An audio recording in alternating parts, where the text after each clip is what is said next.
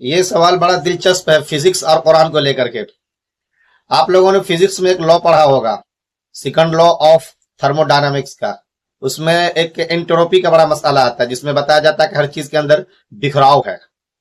یعنی بکھراؤ تو ہو سکتا ہے، سمٹاؤ نہیں ہوتا ہے. مثلا آپ نے ایک گلاس یہاں پہ گرا دیا تو ٹوٹ کے بکھر تو جائے گا، لیکن کبھی یہ نہیں دیکھا ہوگا اپنے کو ٹوٹا ہوا اپنے آپ سے پھر جڑ جائے. اسی میں وہ لوگ نکالتے ایک ٹائمز ایرو، وقت کی تیر اور وقت کا رفتار، کہ ٹائم ایک طرفہ بہاؤ کے ساتھ ایک طرف چلتا چلا جا رہا ہے. چنانچہ بچپن، اس کے بعد جوانی، پھر بڑھاپا، پھر اس کے بعد موت. الٹ کبھی اس کا نہیں ہوتا. یہ سب چیزیں کیوں پڑھائی جاتی ہے؟ وہ اسی لیے کہ وقت اپنے آپ میں بہت ہی پریشیس اور بہت ہی قیمتی شے ہے. یہ سب چیزیں مل جائیں گی آپ کو، گیا ہوا کاروبار واپس آ جائے گا، گئی ہوئی صحت واپس آ جائے گی، لیکن گیا ہوا وقت کبھی واپس نہیں آئے گا.